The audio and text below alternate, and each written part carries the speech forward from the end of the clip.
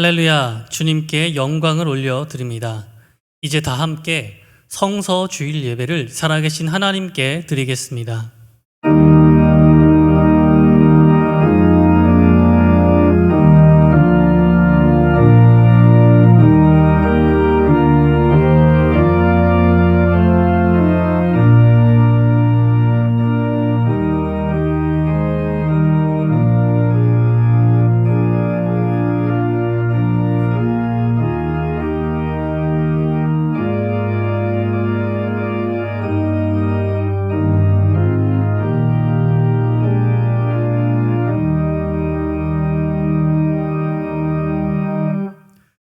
또 어려서부터 성경을 알았나니 성경은 능히 너로 하여금 그리스도 예수 안에 있는 믿음으로 말미암아 구원에 이르는 지혜가 있게 하느니라. 아멘. 거룩하신 성삼위 하나님께 감사와 찬송과 경배를 드립니다.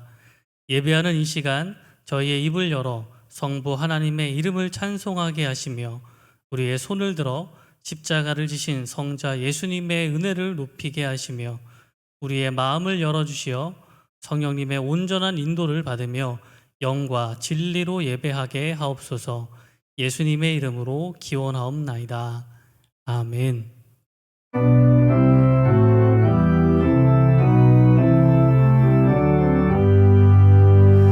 다 찬양하여라 전능왕 창조의 주께 내 혼아 주 찬양 평강과 구원의 주님 성도 되라 주 앞에 이제 나와 즐겁게 찬양하여라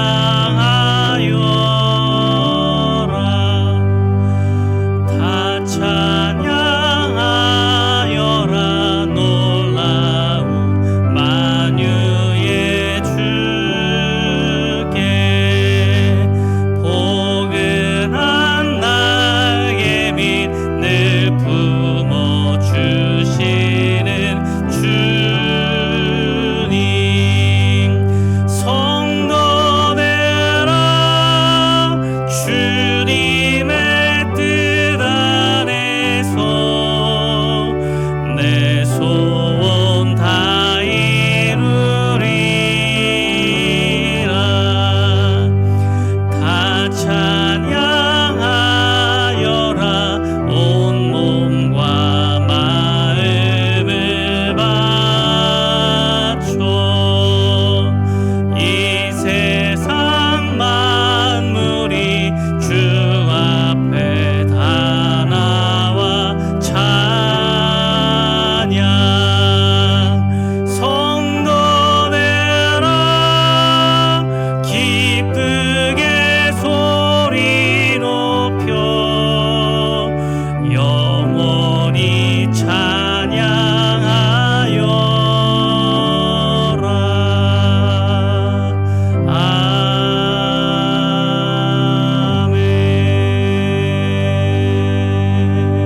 아멘.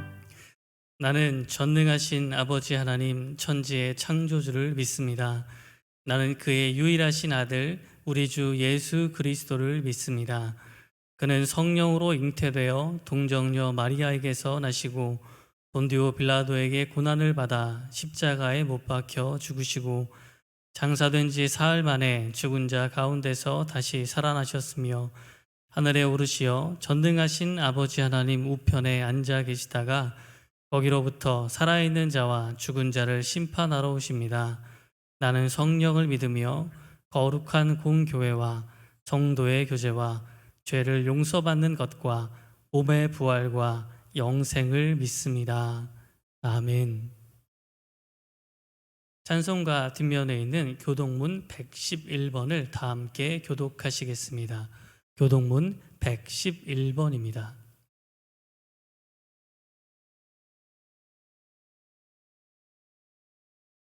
여호와여 주의 율례들의 도를 내게 가르치소서. 내가 끝까지 지키리이다. 나로 하여금 깨닫게 하여 주소서. 내가 주의 법을 준행하여 전심으로 지키리이다. 주의 말씀의 맛이 내게 어찌 그리 단지요. 내 입에 꿀보다 더 다니이다. 주의 법도들로 말미암아 내가 명철하게 되었으므로 모든 거짓 행위를 미워하나이다.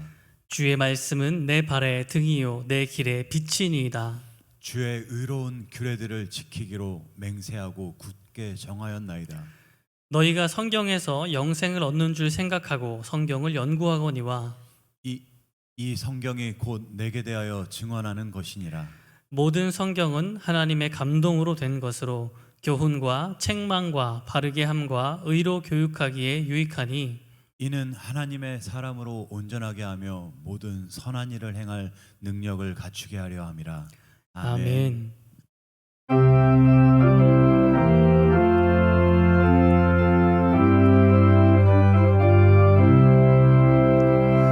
주 예수 크신 사랑 늘 말해주시오.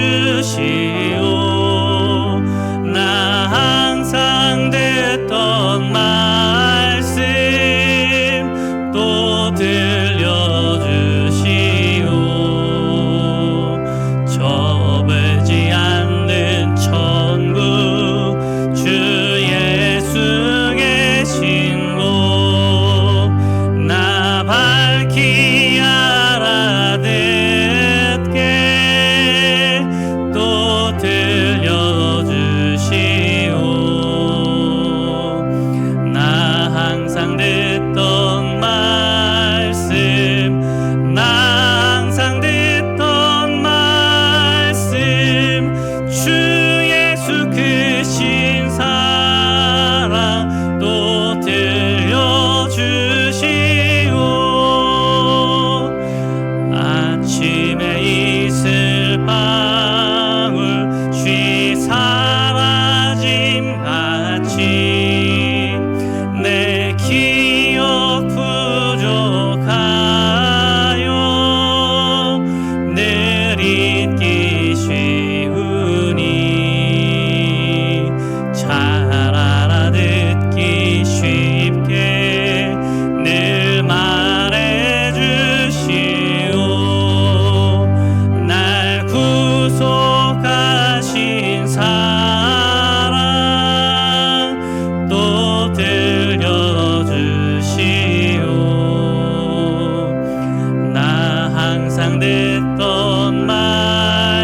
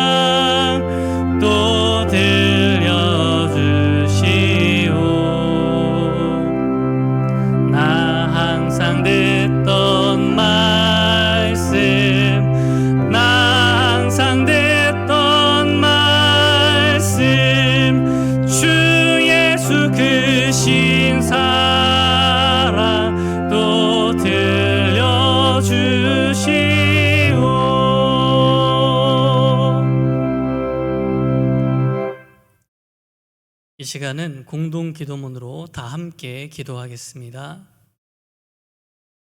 은혜가 충만하신 하나님 아버지, 대림절 세 번째 주일에 주님 앞에서 기도합니다.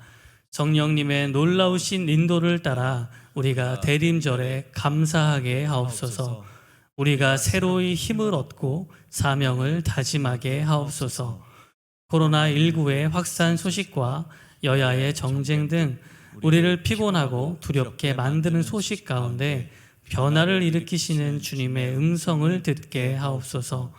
지속되는 거리두기로 어려움 가운데 놓인 자영업자들과 학생들, 수험생들과 취업준비생들을 기억하사 긍휼히 여겨주시고, 오랜 싸움 가운데 지쳐있는 의료진과 방역진들에게 힘을 주옵소서. 여러 백신이 부작용 없이 효과를 내도록 하시고 치료제도 속히 개발되게 하옵소서. 지금도 끊임없이 늘어나는 확진자들을 잘 치료할 수 있도록 의료 환경이 부족함 없게 하옵소서. 주님, 우리가 세상의 방법을 지나치게 신뢰하다가 낙심치 않게 하시고 여호와를 앙망하여 새 힘을 얻게 하옵소서. 오늘 종을 통해 주시는 말씀에 온 성도가 함께 순종하며 주님 오시는 날을 예비하게 하옵소서. 우리 주 예수님의 이름으로 기도하옵나이다. 아멘.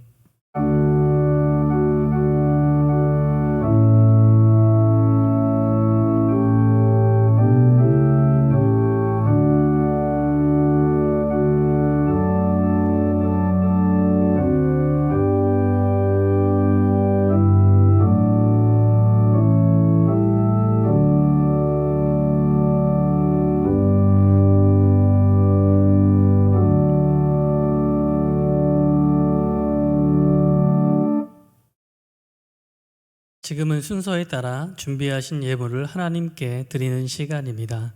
믿음과 정성으로 준비해 주시기 바랍니다.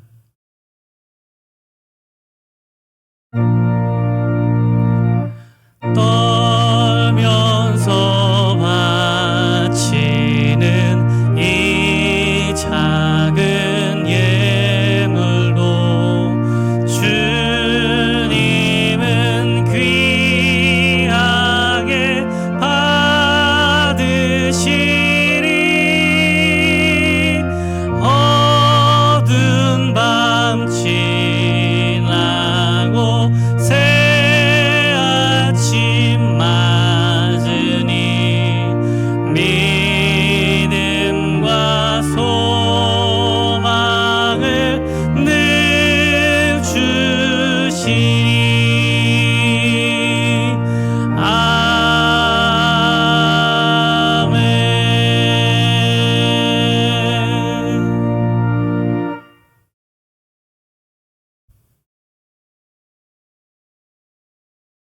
하나님 아버지, 감염병이 심화되는 가운데 저희들이 이 땅에 살아가고 있습니다. 하나님 앞에 예배자로 세워주신 것 감사하며 이 시간도 믿음과 정성으로 준비한 예물을 하나님께 드립니다. 봉헌의 손길마다 기억하여 주셔서 하나님 나라의 그 이름이 기억되고 그들의 헌신과 봉사가 기억되어져서 나중 주님 만날 때에 빛나는 면류관으로 받게 하여 주시옵소서. 감염병의 기승으로 말미암아 성도들의 삶이 어려워지고 국민들의 어깨가 무거워지고 있습니다. 전 세계적으로도 고통 중에 있습니다. 주여, 이 모든 상황을 속히 종료시켜 주시고 평안하고 자유로운 마음으로 마음껏 주님 전에 나와 예배드리게 하여 주시옵소서. 주여, 이 시간도 하늘문 활짝 여시고 참으로 성도들에게 있어야 할 영의 양식과 육의 양식을 마음껏 공급하여 주시옵소서. 주님이 도우시는 힘을 덧입어 더 담력과 힘을 가지고 나아가게 하여 주시고 물질적으로나 영적으로 충만한 가운데 이웃을 돌아보며 세상을 돌아보며 섬겨나갈 수 있는 성도들의 삶이 되게 하여 주시옵소서. 예수님의 이름으로 기도하옵나이다. 아멘. 교회 소식을 알려드리겠습니다. 오늘부터 본당에서 드리는 예배는 1, 2, 3부 20명 미만으로 드리게 됩니다. 그리고 오늘 3부 예배 11시 예배 때는 처음으로 라이브 방송으로 실시간 예배 중계를 하려고 준비하여 시도하고 있습니다. 주일 아침에 핸드폰을 켜보시면은 링크가 아마 연결되도록 할 겁니다. 그리고 기존의 유튜브 녹화 방송도 꼭 함께 해 주시면 고맙겠습니다. 오늘은 대림절 셋째 주일입니다.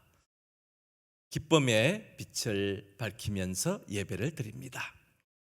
또 오늘은 성경의 보급과 중요성을 알리는 성서주일로 지킵니다.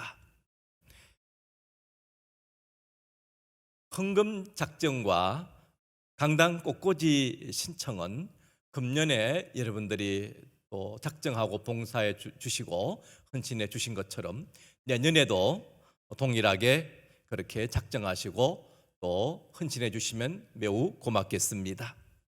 정오 중보 기도회가 매일 낮 12시에 있습니다. 함께 동참해 주시기 바랍니다. 내년도에 수고하실 교회학교 교사와 찬양대원을 모집 중에 있습니다. 함께 해 주시기 바랍니다. 교회 요람을 준비하고 있습니다. 바뀌어진 주소나 사업체 또 전화번호 있으시면 사무실로 알려주시기 바랍니다. 기부금 확인서가 필요하신 분은 사무실로 신청해 주시기 바랍니다. 예결산위원회가 오늘 3부 예배 후에 장로실에서 모이겠습니다. 교동정 가운데 223구역의 남옥현 집사님 창현리 현대아파트로 이사하셨습니다. 143구역의 박병규 조미숙 집사님 권사님 가정 창현리 신명아파트로 이사하셨습니다.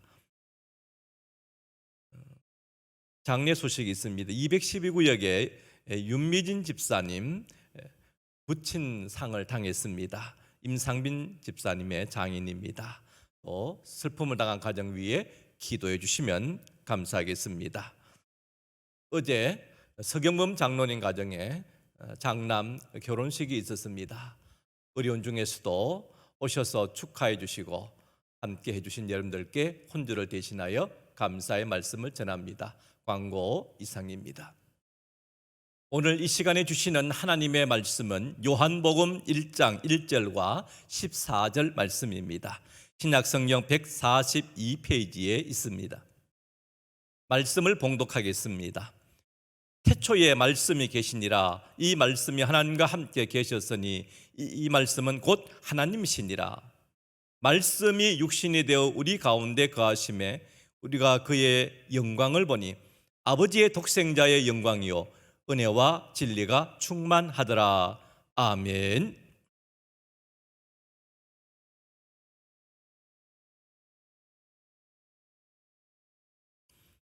우리나라가 일본의 속국이 된 때의 일입니다. 1920년 초에 일본에서 유학하고 있던 조선 유학생들 중에 일본의 내총감삼 우찌무라 간조라가는 분이 있지요. 그 성서 연구에 참여하여서 일정한 영향을 받고 있었습니다. 그런데 이 조선 학생들의 두 가지 특징이 있었어요. 하나는 잃어버린 조국에 대한 사랑이었고 또 하나는 성서에 대한 사랑이었습니다. 그들은 우리 민족의 미래가 보이지 않던 암울한 시절이었지만은 모여서 기도하고 별도로 조선 성서 연구회를 조직하여 성서 연구 모임을 갖기 시작했습니다. 그들은 성서만이 장래 조국의 유일한 희망이라고 말했습니다. 이 모임에는 김교신, 함석헌 등이 참석했습니다. 1927년 동경 사범 고등사범 학교를 졸업한 김교신은 드디어 귀국하여서 함흥의 영생여자 고등보통학교에서 그 다음에는 양정고등학교에서 교편을 잡으면서 성서조선이라는 잡지를 발간하기 시작합니다. 발간사에서 이렇게 말합니다. 나는 오늘의 조선에 우리가 줄 최고의 선물은 신구약 성서 한 권뿐이라고 믿는다. 이처럼 우리나라에서 김교신 같은 신앙의 선조들이 성경을 우리에게 물려주게 됩니다. 오늘은 성서주일로 지킵니다. 성서주일을 지키는 것은 생명의 말씀이요 영혼의 양식인 하나님의 말씀을 소중히 기억하기 위함입니다. 또한 성서의 보급을 위해서 헌신하며 사역하는 대한성서공회를 위하여 기도하며 후원함으로 이 사역이 더 활기차게 이루어져서 지구촌의 모든 민족에게 성서가 보급되어 읽혀지도록 그렇게 하기 위해서 우리는 성서주의를 지키며 또 그렇게 뜻을 가지고 있습니다. 성서주일이 되면은 대부분의 전국 교회들에서는 설교의 주제가 성경의 가치와 필요성과 그 권위와 성서 공회에 대한 목적을 전하고 있습니다. 성서주일의 유래가 이래합니다. 한국에서 처음으로 성서주일을 드린 것은 1899년 바로 그때였습니다. 1885년에 처음으로 기독교 선교사가 입국하고 10년 뒤인 1895년에 서울의 성서공회 사무실을 열고 4년 뒤인 1899년에 성서공회 주일을 지키게 됩니다. 굉장히 빠른 편입니다. 한 해 지난 1900년부터는 성서주일로 호칭되어 점차 전국의 교회의 광범위한 인정을 받아가기 시작합니다. 전국 교회가 공식적으로 성서주일을 지킨 것은 1954년도입니다. 전쟁이 끝난 그 다음 해였습니다. 일부 교회에서는 연보를 거두어서 성서공회에 보내주었습니다. 1901년 영국 성서공회 연례 보고서에 따르면 1901년에는 성서주일을 지키는 한국 교회들이 늘어나고 연보도 141원이나 되었는데 이 나라의 가난을 생각할 때에 이 금액은 매우 고무적인 것이었다라는 기록이 남아 있습니다. 당시에 전국 교회가 힘써 어려운 중에도 그렇게 성서 보급을 위해서 헌신했더라라는 것입니다. 우리나라의 기독교가 전해지면서 영국, 미국 등 여러 나라의 도움으로 국내의 성경을 보다 저렴한 가격으로 보급하게 됩니다. 그러나 1970년대에 접어들면서 교회가 성장하고 나라의 경제가 발전해서 이제는 해외에 성경을 공급하는 일을 시작하면서 새로운 국면을 맞이하게 되지요.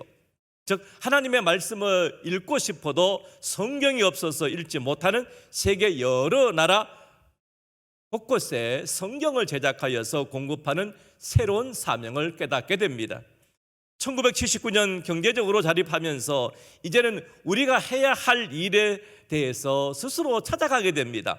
적극적으로 세계를 향한 문서 선교에 앞장서 가게 되는 것이 한국 교회가 됩니다. 대한성서공회는 국내와 해외의 성경을 무상으로 공급하기도 하지만 해마다 100여 개의 언어로 제작된 500만 부의 성경을 제작하여 140여 나라에 공급하고 있는데 이것은 대단히 소중한 성서공회의 과업이 되고 있습니다. 이것은 비록 제작비를 지불받고 수출하는 것이지만 제작 가격에 훨씬 못 미치는 가격으로 공급하고 있어서 이 성경을 저렴한 가격으로 받아가는 가난한 나라에서는 성경을 보물처럼 여기고 있습니다. 100여 년 전 우리가 처해 있는 형편을 미루어 짐작해 볼 수 있는 것입니다. 대한성서공회는 성도들의 기도와 헌금으로 유지되는 한국 교회의 기관입니다. 세계에서 가장 성경을 제작, 보급을 많이 하는 나라로 하나님께서 저희를 세워주셨습니다. 본 공회에서는 지난 2019년 한 해 동안에 국내에 53만 부의 성경을 보급했고 해외로서는 185개의 언어로 108개 나라에 총 450만 부의 성서를 제작하여 보급했습니다. 그리고 한국교회와 후원 회원들의 후원으로 230만 부의 신약 성서를 기증하였고 해외에는 50개국 미자립 성서공회에 33만 부의 성경을 기증하였습니다. 앞으로도 대한성서공회가 이 사명을 잘 감당할 수 있도록 우리 온 전국의 성도님들이 기도와 후원으로 협력해 주시면 대단히 고맙겠습니다. 이 세상에 존재하는 수많은 종류의 책들이 너무너무 많이 있고 지금도 또한 출간되고 있지만 오직 유일하게 성서만이 우리 생명의 창조자이신 하나님에 대하여 증거하고 있습니다. 인류의 영원한 숙제인 죄를 해결할 수 있는 방법과 그 결과로 주어지게 되는 사람의 구원과 영생의 문제를 성경이 다루고 있는 것입니다. 물론 많은 문학 작품들이 성서를 배경으로 혹은 기독교적인 신앙을 배경으로 쓰여진 것은 사실이지만 직접적으로 이런 문제를 다루고 있는 것은 오직 성경이 유일한 책입니다. 다른 종교의 경전이나 철학 서적들이 수없이 많이 있지만 그런 책들 속에는 죄 문제와 구원과 영생에 대해 속 시원히 해결해 주는 책은 하나도 없으며 오직 성서만이 유일하게 그 문제를 언급해 줍니다. 구약 성경은 말씀하시는 하나님 그 모습을 보여주신다면 신약 성경은 육신을 입고 활동하시는 하나님의 모습을 보여주고 있습니다. 구약 성경은 첫 책인 창세기부터 하나님의 활동이 말씀으로 시작되어지는 것을 보여줍니다. 그 하나님의 창조 사역이 바로 하나님의 입술에서 나오는 말씀으로 되어진다는 것이지요. 창조자 하나님의 말씀이 선포되자 혼란스럽고 암흑 중에 있던 이 세상은 질서의 세상으로 변해가기 시작합니다. 그 하나님의 말씀으로 빛이 되어지는 이 놀라운 일들이 하나하나 이루어지는 것이죠. 깜깜한 데서 빛이 있으라 하니까 빛이 있게 되고 세상이 그렇게 이제 아름답게 변모해 가는 모습을 보여줍니다. 말씀으로 이 세상을 창조하시고 말씀으로 이 세상을 다스려 나가시는 하나님께서 동방에 에덴 동산을 만드시고 그 안에서 첫사람 아담과 하와가 하나님과 늘 교제하면서 살도록 그렇게 하십니다.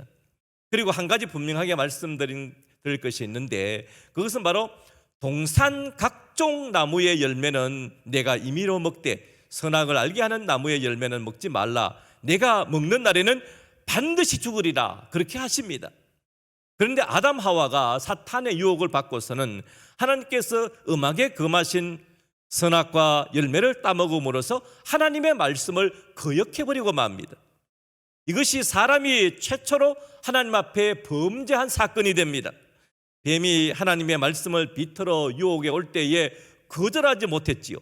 하나님의 말씀을 무시하면 모든 범죄의 뿌리가 되고 마는 것입니다. 우리 민족은 옛적부터 부모에게 효도하는 것은 부모님의 말씀을 거역하지 않고 순종하는 것이라 가르쳤습니다. 말씀으로 이 세상을 창조하신 하나님은 말씀으로 이 세상을 다스리시는데 이 세상에 죄악이 넘침으로 홍수로 이 세상을 심판하시게 됩니다. 이때 하나님께서 은혜를 입은 노아와 또 그 식구에게 방주를 짓게 하여서 들어가서 구원의 은혜를 주십니다. 지정한 동물들도 함께 구원을 받게 되는 것이지요. 그 시절 방주를 지을 때에 세상에서 비웃고 떠들던 사람들은 다 멸망당하고 말았습니다. 하나님의 말씀을 순종하면 생명의 보존을 얻게 됩니다. 이렇게 하나님 말씀에 순종하여 복을 받은 사람 중에 한 사람이 아브라함입니다.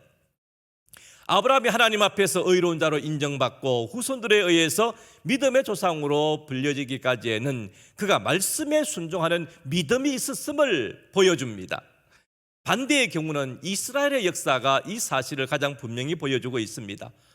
그들의 비참했던 만국의 역사는 하나님의 말씀을 가볍게 여기고 우상 숭배를 저지른 바 말씀을 거역한 결과로 주어지는 심판이었음을 성경은 분명히 알려주고 있습니다. 오늘 본문 말씀인 요한복음 1장은 사도 요한이 영원 전부터 말씀으로 계셨던 예수님이 사람이 되셔서 사람 구원의 역사를 이루었음을 말씀합니다. 요한복음은 하나님의 영원한 아들 곧 말씀으로서의 예수님을 주제로 삼고 있는데 예수님은 이 세상이 창조되기 전에 하나님과 함께 계셨으며 세상이 창조될 때 하나님과 함께 일하셨음을 증거합니다. 그 예수님이 죄로 말미암아 죽음으로 치닫고 있는 사람을 구원하기 위해서 신이 하늘에서 사람의 몸을 입고 이 땅에 오시게 되는데 그 사건을 성육신 사건이라 이렇게 일러주십니다. 오늘 본문 1절 말씀에 말씀이라는 단어가 나옵니다. 이 말씀이라는 단어를 예수님으로 대신 부르면은 좋습니다. 바로 그렇게 되기 때문에 그렇습니다. 예수님을 대입해서 1절을 다시 읽어보면은 이렇게 됩니다. 태초에 예수님이 계시니라. 이 예수님이 하나님과 함께 계셨으니 이 예수님은 곧 하나님이시니라. 그런 것입니다. 말씀으로 계시다가 육신을 입고 오신 그분이 바로 우리 주 예수님이십니다. 여기서 예수님이 어떤 분이신지, 어떻게 사셨는지, 무슨 일을 하셨는지 알고자 하면은 어떻게 해야 할까요? 방법은 두 가지입니다. 첫째는 글로 기록된 성경을 직접 읽어가는 것입니다. 두 번째로는 선포되는 말씀인 설교를 듣는 것입니다. 이렇게 말씀이신 예수님을 눈으로 보고 귀로 들을 때에 그 말씀 속에 있는 생명이 우리 속으로 들어오게 되어 우리가 살게 되는 것이죠. 자, 그러면 이 말씀이신 예수님은 어떤 분이신가? 첫째로 태초부터 계신 분이십니다. 여기서 태초라는 시간에 그것은 우리가 상상할 수 없는 옛 시대의 일입니다. 즉 시간의 시작 이전 시대를 의미한다라고 볼 수 있어요. 이것은 말씀이신 예수님이 영원부터 스스로 자존하시는 분이심을 뜻합니다. 시간에 제한되어지는 분이 아니라 시간의 시작과 마지막까지를 주관하시는 분이시다라는 것을 말씀합니다. 두 번째는 우주를 만드신 창조주이십니다. 만물이 그로 말미암아 지은 바 되었으니 지은 것이 하나도 그가 없이는 된 것이 없느니라 선언하십니다. 세 번째로 모든 존재에 생명을 주시는 분이십니다. 그 안에 생명이 있었으니 이렇게 말씀해 주십니다. 예수님은 생명의 원천이 되십니다. 우리는 예수님을 믿으면 그 생명을 얻게 되는 것입니다. 요한복음 20장 30절로 31절에서 예수께서 제자들 앞에서 이 책에 기록되지 아니한 다른 표적도 많이 행하셨으나 오직 이것을 기록함은 너희로 예수께서 하나님의 아들 그리스도이심을 믿게 하려 함이요 또 너희로 믿고 그 이름을 힘입어 생명을 얻게 하려 함이라고 분명히 말씀하십니다. 결국 성경을 주신 이유나 또 성경을 알아야 하는 목적은 뭐냐? 우리가 영원한 생명을 얻기 위함입니다. 하나님께서 유한한 우리에게 영원한 생명을 주시기 위해서 아들을 이 땅에 보내셨고 아들이 가지신 그 생명을 우리에게 수여하시는 겁니다. 오늘 본문 14절 말씀에 보면 이렇게 기록하고 있습니다. 말씀이 육신이 되어 우리 가운데 거하심에 우리가 그의 영광을 보니 아버지의 독생자의 영광이요 은혜와 진리가 충만하더라. 말씀이 육신이 되어 우리 가운데 거하심에 이분이 바로 예수님이죠. 이처럼 우리 가운데 거하신다는 것은 우리가 사는 세상에 육신으로 오셨다, 함께 하신다라는 것을 뜻하는 것입니다. 하나님의 임재입니다. 이스라엘은 광야에서 장막에서 하나님을 만납니다. 솔로몬이 성전을 짓고 성전에서 하나님은 그렇게 만나지게 됩니다. 그런데 이제 오늘 우리에게는 우리의 심령에 하나님께서 성령으로 오셔서 우리와 함께 하십니다. 그렇게 임재하시는 분이 하나님이십니다. 우리가 그 영광을 보니 그랬어요. 여기에 보니라고 하는 것은 놀라운 광경을 보는 것입니다. 마치 변화산에서 세 제자가 예수님의 변모한 모습을 보고 기절해 버렸습니다. 깜짝 놀랐습니다. 아버지의 독생자의 영광이라고 그랬습니다. 이 말씀은 예수님은 영광의 근원이 인성에 있는 것이 아니라 신성에 있음을 알려줍니다. 예수님은 처음부터 하나님과 동일한 분이시고 매우 친밀한 관계인 것을 말씀해 주십니다. 은혜와 진리가 충만하더라 말씀합니다. 은혜와 진리는 구약 성경에서 하나님의 성품을 나타내는 용어로 쓰입니다.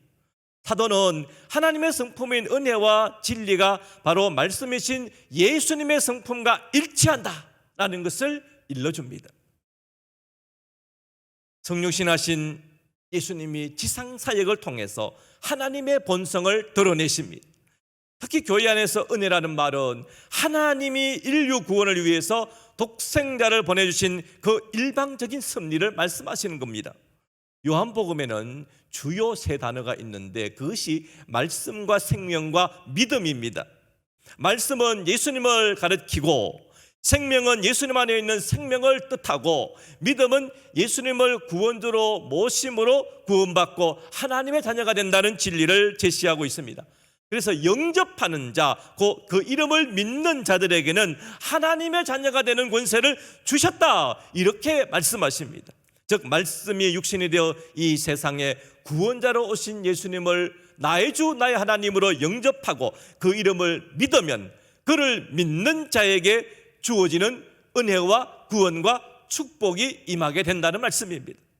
말씀이 육신이 되어 이 세상에 구원자로 오신 예수님은 이 땅에서의 3년의 공생애를 가지게 됩니다. 천국 복음을 전파하십니다. 그런데 사람들이 잘 믿지를 않습니다.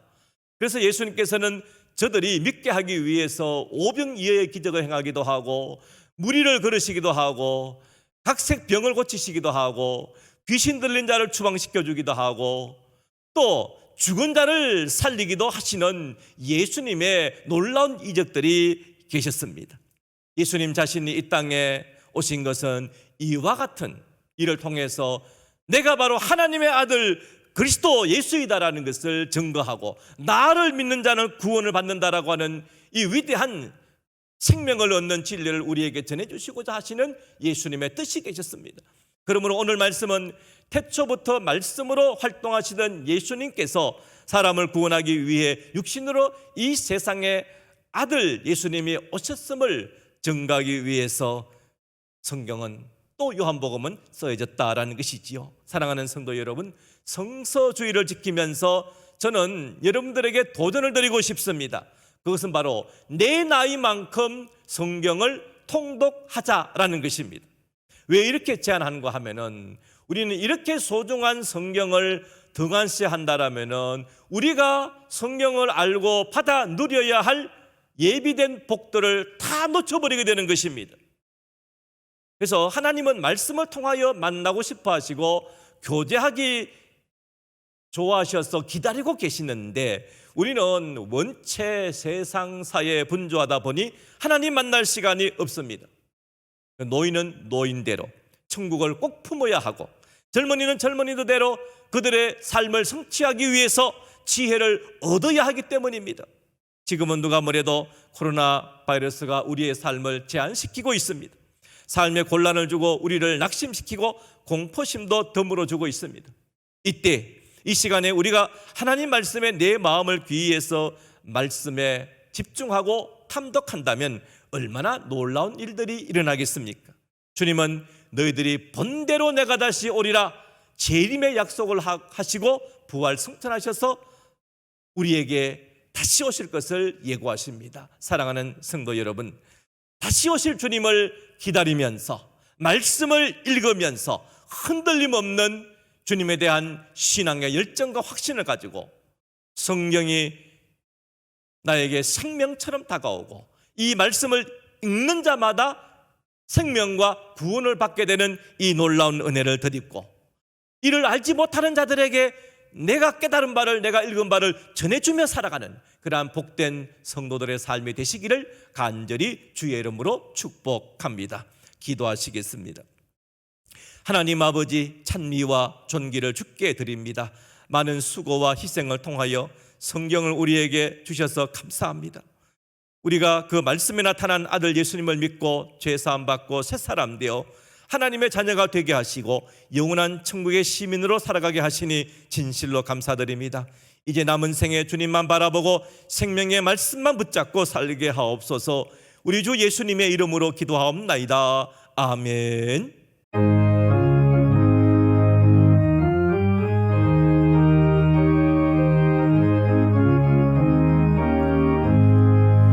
흑암에 사는 백성들을 보라. 수많은 심령 멸망하겠네. 그 누가 갈까? 주의 복음 들고 생명을 구원하는 곳으로. 큰 권세 주께 있으니 주께 있으니 너는 가서 주의 복음 전하라. 주가 너 항상 지키리라.